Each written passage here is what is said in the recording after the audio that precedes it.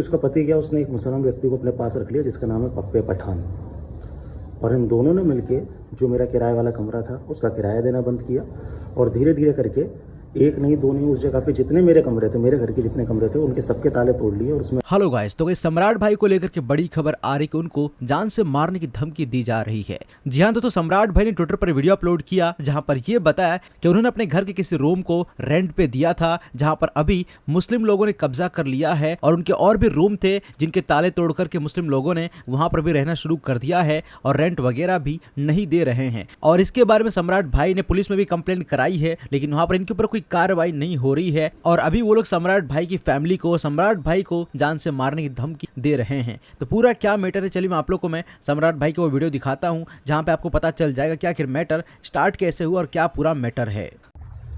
नमस्ते, मेरा नाम है सम्राट कौर और आप लोगों ने कभी ना कभी मुझे किसी न किसी वीडियो में देखा होगा। आज एक व्यक्तिगत समस्या के लिए मैं इस वीडियो को बना रहा हूँ। मेरे घर में एक महिला रहती थी जिसका नाम था सुरेखा पाल। उसके पति को उसने किसी कारण में किसी केस वगैरह में फंसाया और उसके बाद वो पति उसका जो है वो ये शहर छोड़ के चला गया। जैसे उसका पति गया, उसने एक मुसलमान व्यक्ति को अपने पास रख लिया जिसका नाम है पप्पे पठान। और इन दोनों ने मिलके जो मेरा किराए वाला कमरा था उसका किराया देना बंद किया और धीरे धीरे करके एक नहीं दो नहीं, उस जगह पे जितने मेरे कमरे थे, मेरे घर के जितने कमरे थे, उनके सबके ताले तोड़ लिए और उसमें रहना शुरू कर दिया। 2017 में पुलिस अधीक्षक को मेरे द्वारा आवेदन दिया गया, कोई कार्रवाई नहीं हुई।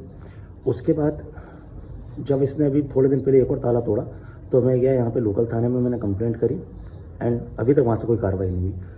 उन कमरों में बहुत गलत काम होते हैं जिसकी शिकायत मैं NCPCR में कर चुका हूँ और ये गोपनीय शिकायत होती है, लेकिन उसके बाद भी यहाँ का प्रशासन या बोला जाए यहाँ के कुछ लोग उससे मिले हुए थे जिसने उन्हें बता दिया कि इस तरीके की कंप्लेंट हो रही है और इसके ऊपर भी अभी तक कोई एक्शन नहीं हुआ। मैं प्रियंक भाई को रिक्वेस्ट करूँगा, अगर आप इस वीडियो को देख रहे हैं, कि प्लीज़ आप इसके ऊपर भी एक्शन लीजिए। उस महिला द्वारा कंटिन्यू मुझे धमकी दी जाती थी कि तुझे इस केस में फंसा दूंगी, उस केस में फंसा दूंगी, जिन सबके डॉक्यूमेंट्स हैं मेरे पास। मैं ऑन पेपर लिख के दे के आ चुका हूँ थाने में, लेकिन उसके बाद भी कोई कार्रवाई नहीं हुई। और हिंदू समाज का जो मानसिक खतना हो चुका है वो आज मेरे साथ खड़ा नहीं है किसी भी तरीके से। कल रात को उस महिला द्वारा मुझे थ्रेट दिए जाते हैं कि तुझे और तेरे बाप को और तेरी माँ को सबको मैं मतलब लिटरली डेथ थ्रेट दिए जाते हैं। तेरे बाप को तो ऐसे केस में फंसाऊंगी कि जीवन भर जमानत नहीं होगी, मेरे पैर चाटोगे। उसके द्वारा और उसके मुसलमान तथाकथित पति द्वारा इस तरीके की धमकियां दी जाती हैं। मैंने आवेदन में क्लियर कट लिख के दिया था कि ये लोग गुंडे हैं, मुझे परेशान कर रहे हैं। कोई कार्रवाई नहीं। जिनसे बात कर रहा हूँ वो ये कह रहे हैं चुनाव का टाइम है, अभी हम हेल्प नहीं कर पाएंगे। मुझे नहीं पता दोस्तों कितने लंबे टाइम तक मैं ये बोल पाऊँगा, नहीं बोल पाऊँगा, कौन सा केस मेरे ऊपर लग जाएगा, मैं कब जेल चला जाऊँगा, आई डोंट नो। हाथ जोड़ के विनती है मेरे पूरे हिंदू समाज से कि आज मुझे आप लोगों की ज़रूरत है।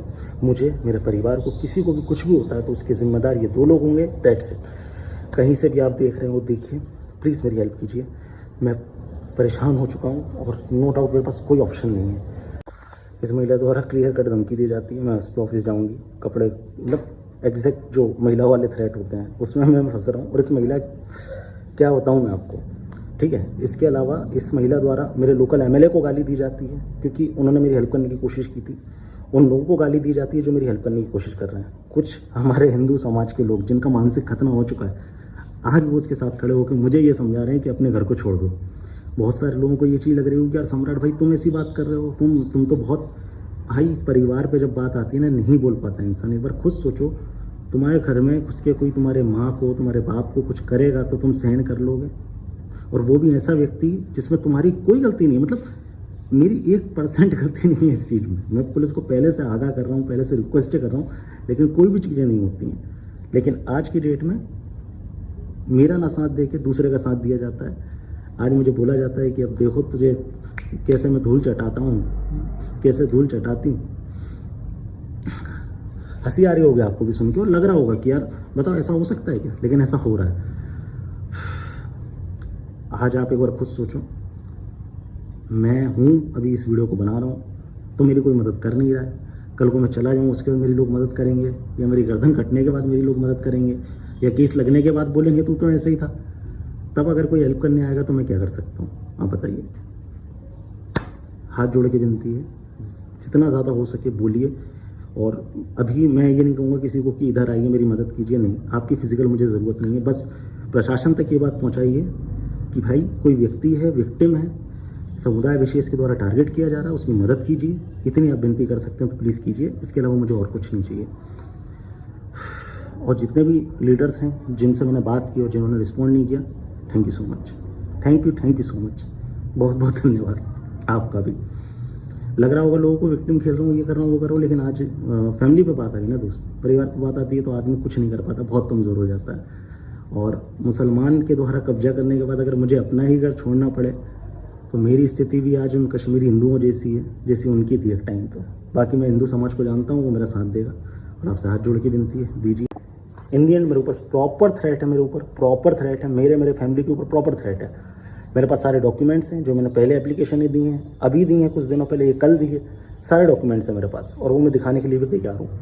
हाथ जोड़ के विनती है मोहन यादव जी से, वीडी शर्मा जी से, श्री शिवराज सिंह जी से और पुलिस प्रशासन से। सबसे पहले तो मेरे परिवार को सिक्योरिटी मुहैया कराई जाए। मैं नहीं चाहता कि उनके साथ कुछ गलत हो जाए। सबसे पहले आप इतना कीजिए, मुझे मेरी जान की कोई फिक्र नहीं है, लेकिन मेरे परिवार को सिक्योरिटी दीजिए। और दूसरी बात, न्याय करने की कोशिश कीजिए, क्योंकि आज मैं फंसा हूँ, कल और फंसेंगे, दैट्स इट। और मेरी स्थिति आज की डेट में कश्मीरी हिंदू जैसी है जिसको उसके ही घर से निकालने की कोशिश की जा रही है, उसके ही घर में कब्जा करके मुसलमानों द्वारा। और मुसलमानों से ज़्यादा तो उन जय चंदों पे हंसी आती है।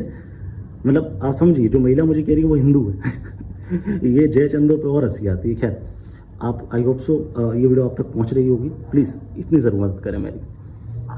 तो यहाँ पर दोस्तों सम्राट भाई ने इस पूरे मैटर में, इस पूरे मामले में सभी लोगों से मदद मांगी कि उनकी मदद करो, उनके इस वीडियो को शेयर करो ताकि सभी लोग इसके बारे में जानकारी हो कि आखिर उनके साथ में क्या हो रहा है। बाकी दोस्तों इस मैटर पर आप लोग का क्या रिएक्शन है, आप लोग इस बारे में क्या कहना चाहोगे, आप लोग आपकी राय हमें कमेंट में जरूर बताइएगा।